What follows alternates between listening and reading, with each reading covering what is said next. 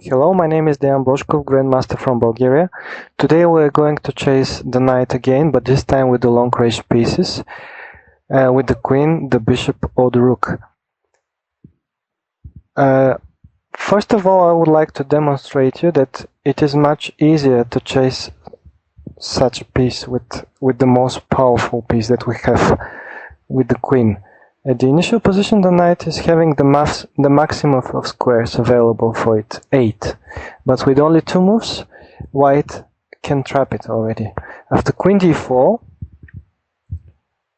the queen has already taken 6 out of these 8 squares from the knight. And now it has a choice of only 2 squares. Knight c1 is losing because of queen c4. The queen is a perfect combination between the bishop that takes all the 4 squares away from the knight and the rook. The rook is attacking the knight. And the other option was knight e1, but then the principle is the same.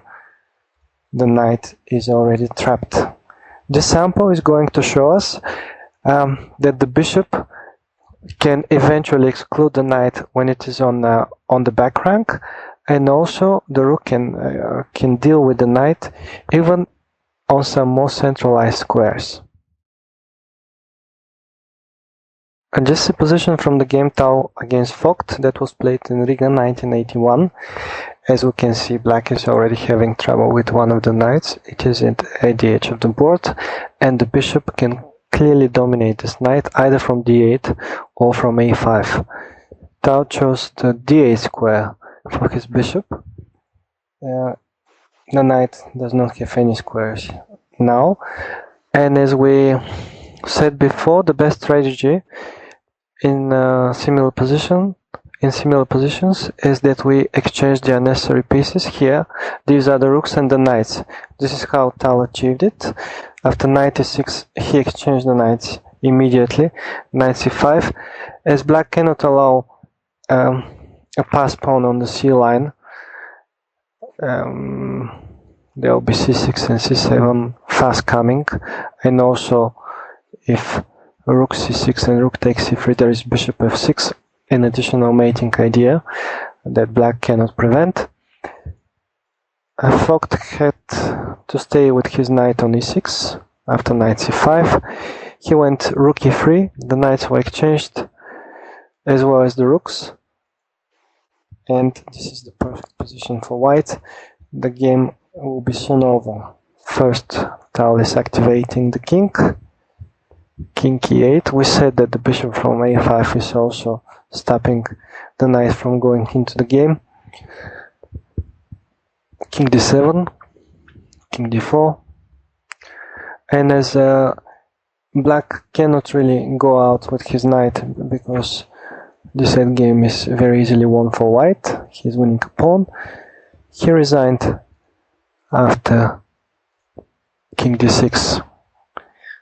There are many winning continuations for white. The simplest looks to be c4. After that, he will have a distant pass pawn in addition to the domination of the knight of the bishop versus the knight.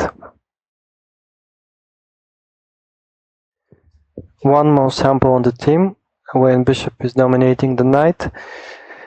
If the knight is near the edge of the board, we said we should always look out if there is a way to take his squares. The ideal square to take the squares from the knight now will be the b4 square, and in order to take it, to control it, white is sacrificing his pride, his pass pawn on f6, but he manages to come on b4 with a temple to limit the knight to the maximum, and now the simple plan is to come with the king and take it. White is winning. Now let's have a look how the rook is dealing with the knight. Although the knight is not on the back rank or in the corner, it is near the corner and it is limited straight from the initial position by the rook. The knight does not have escape routes. It doesn't have any squares to move. So white's plan will be to come with the king and simply to take it. He can do it in two ways. Either by playing king e3, king to e3, and then d2 and c2, or from this route, let's say king d5, king f6, and now he just have to be careful not to rush in, as king c5, there will be the move king e5, and it will be white to move. He will be into a zugzwang, and he will have to move the rook, after which the knight will come closer to the king, and this will be a theoretical draw. If the knight is close to the king, usually the position is a draw. Therefore, he has to choose a different route from c6. The same idea, the king is coming for the knight, but we are waiting for the black king to step on the e5 square, and after king c5 it is black now who is in zugzwang. He has to retreat his king, and finally one more zugzwang, and he is losing the knight. As I said, if the knight and the king are closer to each other, usually the positions are draw. But there are some exceptions. Here is one of them. The knight is at the same square, b7, this time not b2, and this gives white a chance to dominate it and eventually to win it. Rook d7, there are no squares for the knight, this is an important fact.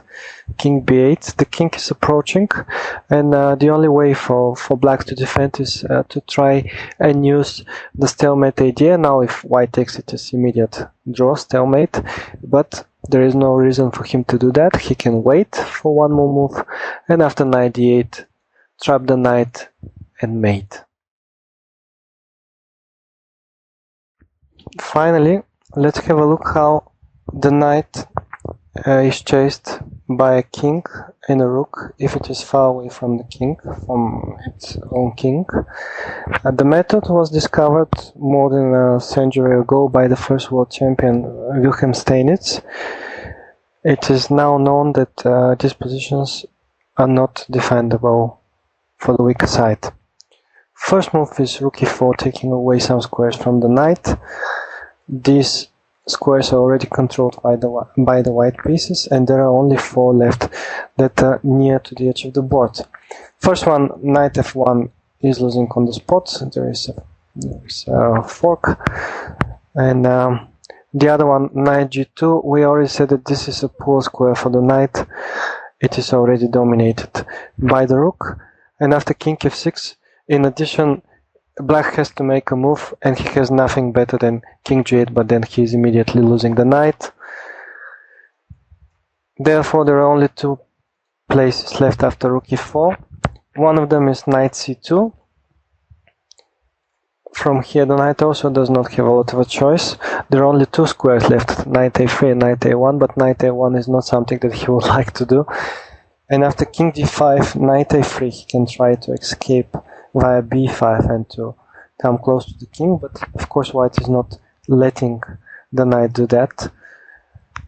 King c5, knight b1, king b4, the king has taken 2 from the squares, and if the knight tries to run away, there is rook e2, and it cannot step on the f file as it will be lost, either because of the pin or because of the check. Therefore he has to move back, and now it is trapped immediately. Rook b2.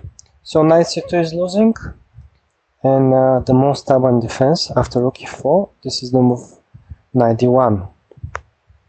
Now, very important moment, we give intermediate check, king g7 and rook f3.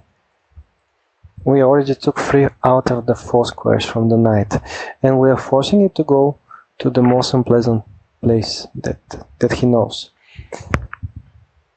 King g6, and the other choice is knight b2, then king d5. We are controlling. All the time we must try to control the escape routes from the knight. Let's say king g6, king d4, very good centralization of the king. King g5, rook f1, again we took most of the squares from the knight. There is only the a4 available, but it is not saving black as the knight is already dominated and finally trapped. Therefore, a knight b2 is not helping. The only choice left for black then is to try to make a contact between the king and the knight, but this is not working. King g4, the king is controlling two from the squares. King g4, rook f1, the only square is b2, but we said this is not the best square for the knight, and again, similar as in the previous line, we are trapping it one more time.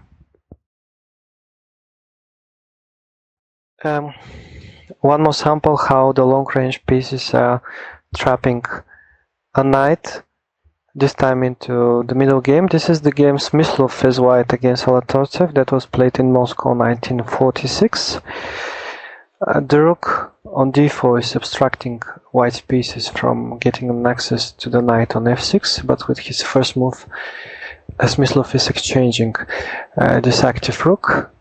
Black has to take, queen takes d4, attacking the knight, and there is an absolute pin against this piece. Only move for black to defend is queen d8, after which queen c3 is played, and white intends to further strengthen the attack against the knight on f6. This is how he does it. He plays g4 with the idea g5, simply to take it. h6 is the only move. h4 insisting on this idea with g5. Again, only move g5 for black himself. The pawns are exchanged, and after rook f5 there is another problem, this time with the pawn on g5 that was just weakened because of the maneuvers that white did. King g6, only move bishop d3, the long range pieces are showing their absolute power. Knight e4, queen c4, and black resigned after rook takes f7, as he's going to be mated on the next move with rook h7. Finally, one more sample from a very recent game. This is the game Leko against Ivanchuk that was played in Dortmund 2008. One important thing that we need to understand about the knights is that they need security, they need protection from the pawns. Ideally, they like advanced posts. Without security, the knights can become easy prey to practically any piece. And this is actually what happened in that game, as Ivanchuk now did not feel the danger for his knight on g5. Otherwise, he would have played knight e4 followed by knight c7 and knight d7 in case of a need. But he proceeded with his plan of exchanging the light-squared bishops. He played bishop b5, and after the exchange of the bishops, the move f3 was very strong and cut off the knight from the major black forces. Now there are no squares for the knight to go anywhere. Also, its own pawns are obstructing the knight, and there is the threat h4 all the time, simply to take it. Ivanchuk tried queen b6 with the idea that if white takes the knight immediately, he can, queen f4, he can take it back after g5. The queen cannot defend it, and this will be good for black. But Leko does not need to hurry. He can simply defend the knight, and the one on g5 has nowhere to go. Again, the threat is h4, or simply even to take it immediately. Ivanchuk tried some tactical shots, d4 and d3 discovered check, but soon after his counterplay exhausted, he had to resign. Bishop c5, knight d3, bishop e3, bishop takes g5, and black resigned. A couple of things to remember about the knights. Do try always to secure them with your pawns, to give them advanced posts, and try to centralize them to give them a lot of choice. Thank you for your attention. See you around.